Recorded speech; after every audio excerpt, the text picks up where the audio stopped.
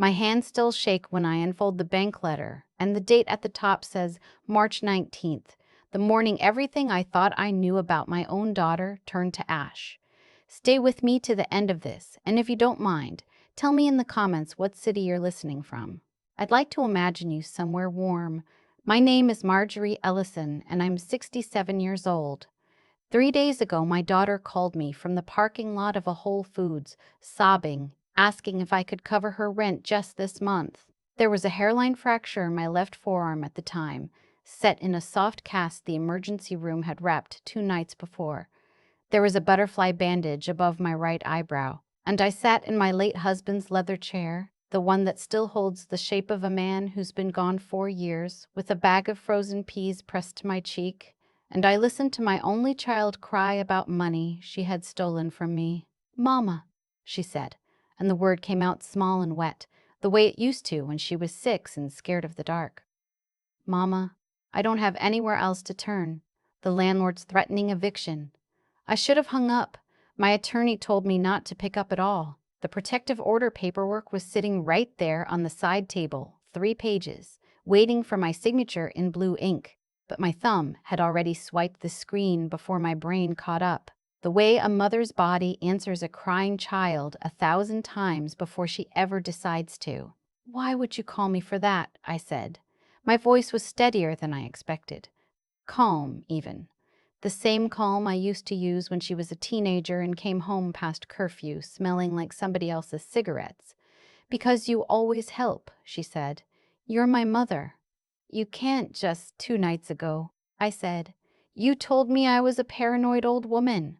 You told me I'd lost my mind.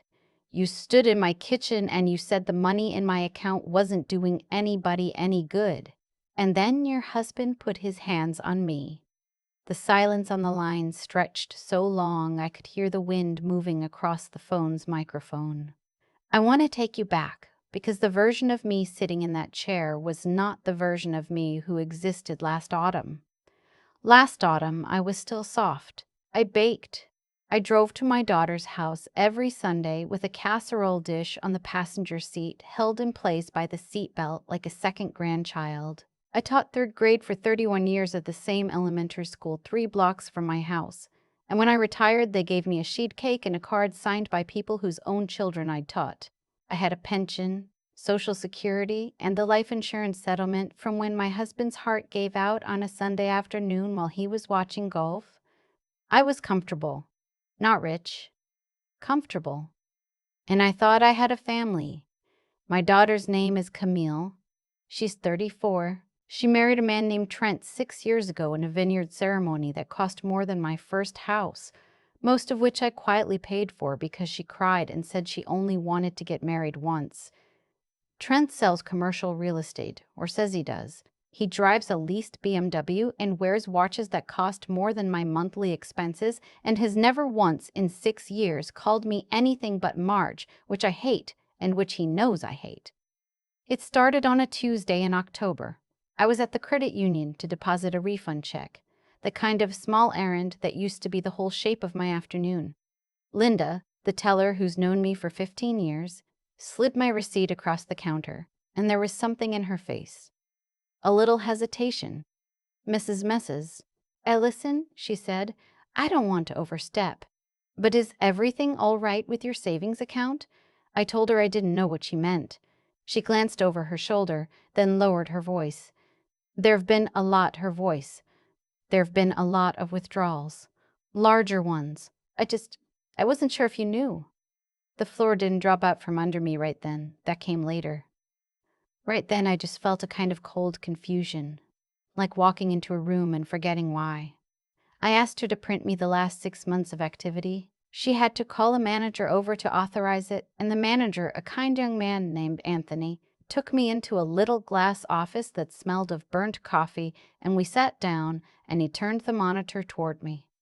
The withdrawals went back 8 months, always between $2,000 and $3,000, always electronic transfers, which is what made it so quiet, so invisible. Always to an account I didn't recognize. The total at the bottom of the page, when Anthony added it up with a calculator because I asked him to, because I needed to see the number formed by an actual machine and not just my own panicking arithmetic, was $41,000. $41,000. $41,000. That was the money for my knee. I have bone-on-bone arthritis in my right knee, and the surgeon told me last spring I'd need a full replacement within 2 years, and Medicare covers most of it, but not the rehab facility.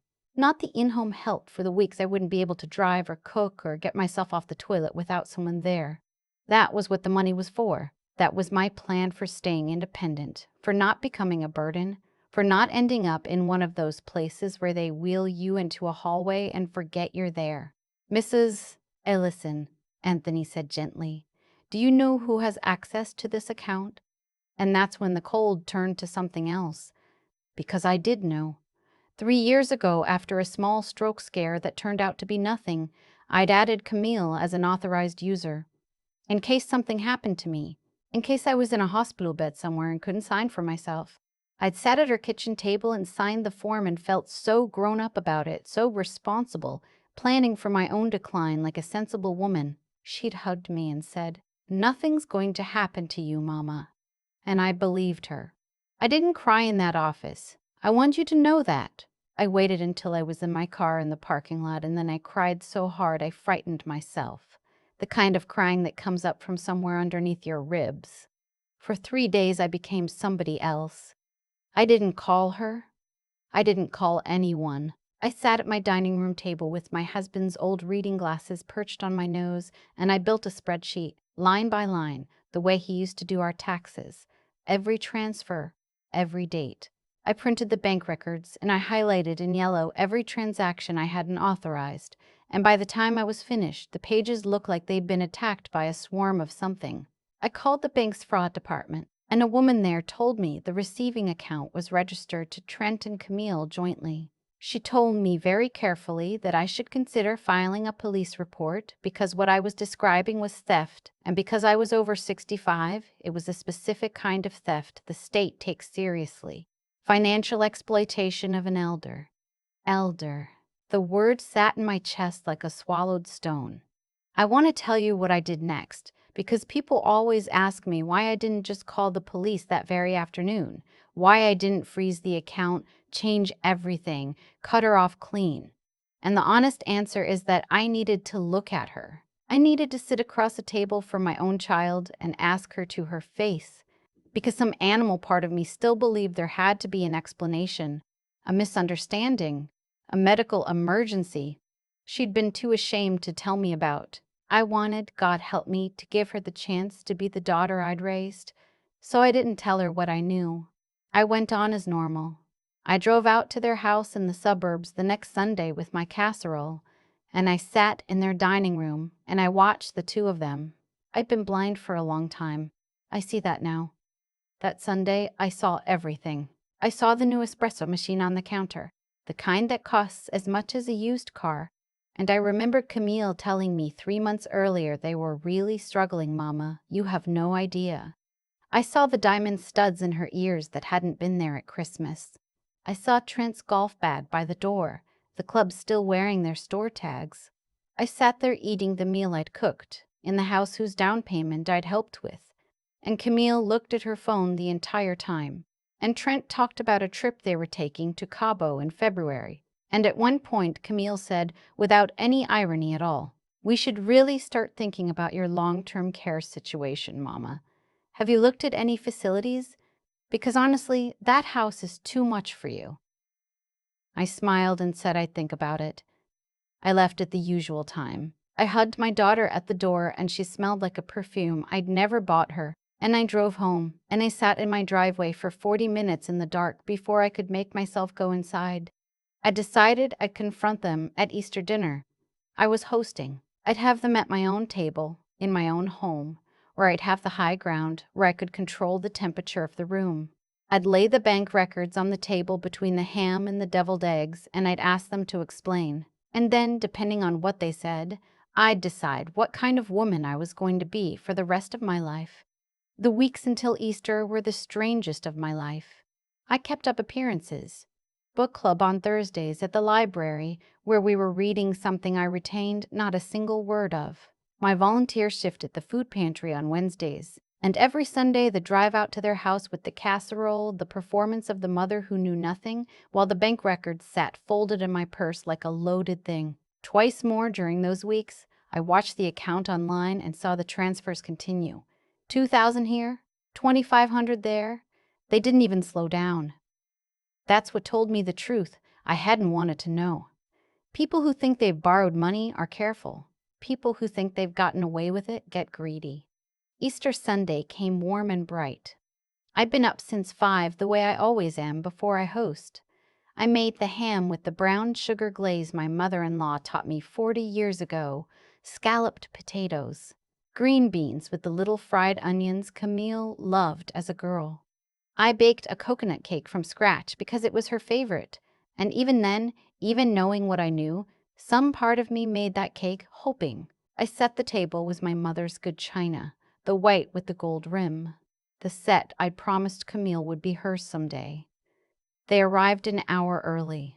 I heard the BMW in the driveway before I was ready, and through the front window I saw them coming up the walk, Trent ahead, Camille behind him in the yellow dress, carrying a grocery store pie still in its plastic clamshell, the first thing she'd ever brought to a meal at my house in her life. I let them in. I hugged my daughter. I told Trent he looked well, and he said, "Thanks, Marge," and walked past me into my living room and sat down in my husband's chair without being asked, which he had never once been permitted to do while my husband was alive, and which made something in me go very still and very clear. We made small talk. I served them sweet tea. Camille poured herself a glass of wine from the bottle I'd been saving, the one I'd bought for an anniversary that would never come, and she didn't offer me any. And when there was a lull, when Trent had checked the football scores on his phone and Camille was telling me about a kitchen renovation they were thinking about, I went to my purse and I took out the folded pages and I set them on the coffee table and I smoothed the creases flat. "What's that?" Camille asked. "It's 8 months of withdrawals from my savings account," I said. My hands did not shake. I'd been afraid they would, and they didn't. $41,000 transferred to an account that belongs to the two of you. The room changed. I watched it change. Trent's face went carefully blank, the face of a man who sells things for a living. Camille's eyes went wide and then narrow. "Mama," she said, "I don't know what you think you found, but don't." I kept my voice low. "I have the records. I have the account number it went to. The bank confirmed it's yours." Trent leaned back in my husband's chair. "Marge," he said, "you're getting yourself worked up over nothing. Camille's an authorized user. She's allowed to move money. That's what the account is for." "It's for emergencies," I said. "For if I'm in a hospital, not for diamond earrings, not for Cabo." Camille's face did something I'll never forget. The hurt fell away from it like a mask coming off, and underneath was something cold and bored. "Oh my God," she said, "are you serious right now? You have all this money just sitting there. You're 70 years old, 67, and you're going to die in this house alone with a savings account full of money you're too scared to spend, and you're going to lecture me about earrings? We have a life, Mother. We have actual expenses. You should be glad it's going to family instead of some nursing home stealing it from you." I stood up. "I'd like you both to leave." "Gladly," Camille said, grabbing her purse off the floor. "I'm so sick of this. I'm sick of the casseroles and the guilt and the Sunday command performances. You think buying us things makes us love you? It just makes you pathetic." The words landed somewhere deep in a place that had no defenses built yet, because I'd never imagined needing them. And something in me, after 67 years of being the woman who smoothed things over, who kept the peace, who made the cake, just broke loose. I picked up the wine glass she'd poured for herself, the one she'd helped herself to without asking, and I threw it. Not at her. I want to be clear about that, in case it ever matters. I threw it at the wall beside the doorway, and it shattered, and red wine ran down my good wallpaper like a wound. What happened next happened in less than 3 seconds, and I've replayed it 10,000 times. Trent came up out of that chair, fast. For half a heartbeat, I thought he was just startled, that he was going to leave. Instead, his hands found my shoulders, and he shoved me, hard, both arms, the way you'd shove a door that was stuck. I went backward into the edge of the dining table. My hip caught the corner, and the pain was white and total. My slippers skidded on the rug, and my feet went out from under me, and I came down. And my arm hit the floor first, and then my face caught the edge of a dining chair on the way down, and I felt the skin above my eye split open. I lay on the floor of my own dining room on Easter Sunday, and I looked up at the ceiling, at the smoke detector my husband installed the spring before he died, and I felt blood running warm into my eyebrow, and I heard my daughter's voice. Not a scream. Not, "Mama, are you okay?" she said. "Jesus, Trent, what did you do?" In a flat, irritated voice, the voice of someone whose dinner has been ruined. Trent's face appeared above me, and for 1 second, one single second, I saw fear in it. I saw him understand, and then I watched the fear close over into calculation. The same look I'd seen him give a phone calculator, and he said, "She came at me. You saw it. She threw a glass. This is on her." Camille crouched down next to me. I thought she was going to help me up. Instead, she put her face close to mine and she said, very quietly, so quietly I almost didn't catch it, "You stay away from us. Do you understand? You're crazy and you're dangerous, and if you tell anyone about this, we'll tell them you've lost your mind. We'll put you somewhere." And then she stood up and she picked up her grocery store pie off my counter, and the two of them walked out of my house and let the door slam so hard a picture frame fell off the wall and broke. I lay there a long time. The ham was still warm in the oven. The coconut cake sat untouched on the counter under its glass dome. I don't know how long I stayed down. Long enough for the blood to start to dry. Long enough to understand, all the way down, that the people who just left me on the floor were the only family I had in the world. And then I did the thing I'm most proud of. And it was just this. I rolled over and I crawled to where my phone had skidded under the sideboard, and I called for help. The dispatcher's voice was so kind. She asked me if I was in danger, if the people who hurt me were still there, and I said no, they'd gone. She asked who did it, and I had to say the words out loud for the first time, into a stranger's ear, and they came out broken. "My son-in-law," I said, and my daughter watched.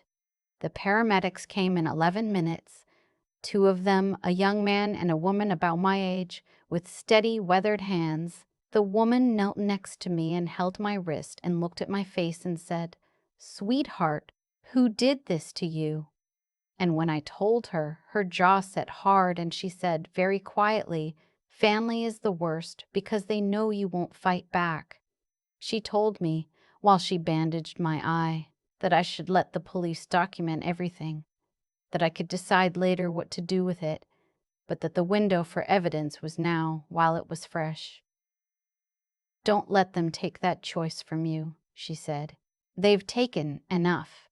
At the hospital, they confirmed a hairline fracture in my forearm, a grade 2 concussion, 6 stitches above my eye, and a hip so deeply bruised I couldn't put weight on it for a week. A young doctor with tired eyes sat down at my bedside and said, "I read the report. I want you to know you did the right thing calling. Most people don't." And then she said the thing I keep coming back to. She said, "I see this more than you'd think. It's almost always family. And the hardest part of my job is watching them decide to protect the person who hurt them." I almost did. You should know that. Lying in that hospital bed at 2 in the morning, I almost decided to let it go.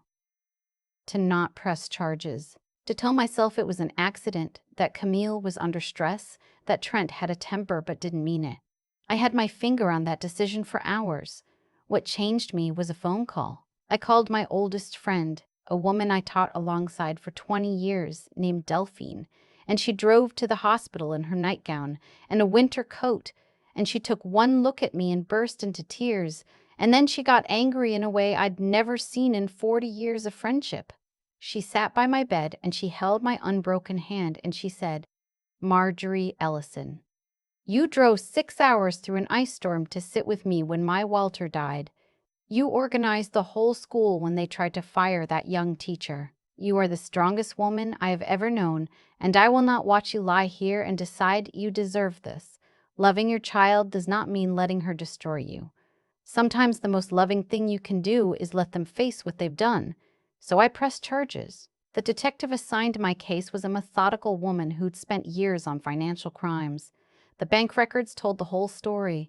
The receiving account in their names, the fraud department's report, the pattern of withdrawals timed to the days I had a standing appointment out of the house, which told the detective they'd been tracking my schedule.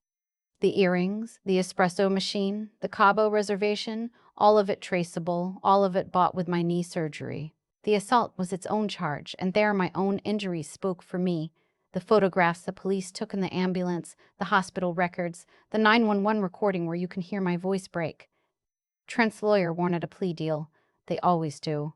He offered to repay a portion if we dropped the assault charge. My attorney, a sharp woman who took my case like it was personal, looked at me across her desk and asked me what I wanted. And I realized I knew exactly what I wanted, and it wasn't the money. I want a record, I said. I want it written down somewhere official that this happened, so that whatever they say about me afterward, there's a piece of paper that's truer than they are. We went to trial. I will not pretend the trial was easy. Trent's attorney tried to make me look like a confused, bitter old woman who'd given her daughter money freely and changed her mind. He asked me about my memory. He asked, in a tone meant to sound gentle, whether I'd been feeling lonely since my husband passed, whether I sometimes got dates confused. And I sat in that witness chair with the soft cast still on my arm, and I looked at the jury and I said, "Sir, I taught third grade for 31 years. I can tell you the multiplication tables backward. I balanced my own checkbook by hand every month of my married life. I am not confused. I know exactly what was taken from me, and I know exactly who took it, because she's sitting right there, and she used to call me Mama." The jury was out for 5 hours. I sat in the hallway with Delphine on one side and my niece on the other, and I prayed, and I didn't know what I was praying for. They found Trent guilty on the assault charge and on financial exploitation of a vulnerable adult. They found Camille guilty as an accomplice to the exploitation. The judge, a woman with silver hair and a voice like a closing door, sentenced Trent to 4 years in state prison, with restitution of the full $41,000 ordered jointly. Camille received 18 months, suspended in favor of supervised probation, 400 hours of community service, and her share of the restitution. The judge looked down at the two of them over her glasses and said something I'll carry to my grave. She said, "There is no theft more corrosive than the theft of trust between a parent and a child. The court can order the money returned. It cannot order back what you destroyed." Camille cried in the courtroom. For a moment, watching her shoulders shake, the old reflex rose up in me, the urge to go to her to fix it, to make it better. I sat on my hands. I let her cry alone. It was the hardest thing I have ever done, and I would do it again. That was 14 months ago. The restitution comes to me in monthly payments now, a wage garnishment that arrives like clockwork, and I've put every dollar of it back where it belongs, into the account marked for my knee. I had the surgery in the fall. Delphine stayed with me for 3 weeks afterward, and we watched old movies, and she learned how to make my mother-in-law's ham. I walk without pain now. I walk 2 miles every morning past the elementary school where I taught, and the crossing guard waves at me, and I am, for the first time in a very long while, genuinely all right. Which brings me back to the phone call. Camille, sobbing in the Whole Foods parking lot, asking me to cover her rent just this month, the way she used to ask for $20 for the movies. The protective order on my side table, my thumb that answered before my mind could stop it. She cried, and she said all the things she knew how to say, that she'd made a mistake, that Trent had pressured her, that she was my daughter, her tone making it a debt I owed rather than a bond I'd been given. And I waited until she ran out of words, and then I gave her my answer. It was 4 words, I'd thought about them for 14 months, and when the moment came, they were simple, and they were the truest thing I have ever said to my own child. You already spent it. And then I set the phone down on the side table next to the protective order, and I picked up my coffee and I watched the morning light come across the floor of the house that is mine, that has always been mine, that has always been mine, that no one will ever again convince me is too much for me. The coffee was still hot. The day was just beginning, and for the first time in longer than I could remember, I was nobody's casserole, nobody's command performance, nobody's quiet old fool with money sitting in the bank. I was just a woman in her own kitchen, in the sun, finally, fully awake. The bruise above my eye faded long before the one inside me did, and I've spent a lot of mornings since then walking past that elementary school, turning this over, trying to understand how a woman who loved her child as much as I loved Camille could end up on her own dining room floor on Easter Sunday. What I keep arriving at is simple, and it's this: nothing in that house happened by accident. Every step had a cause, and every cause had a price. When I added my daughter to that account 3 years ago, I did it out of love. But I also did it without thinking hard enough, without asking the careful questions a person ought to ask before handing someone the keys to her future.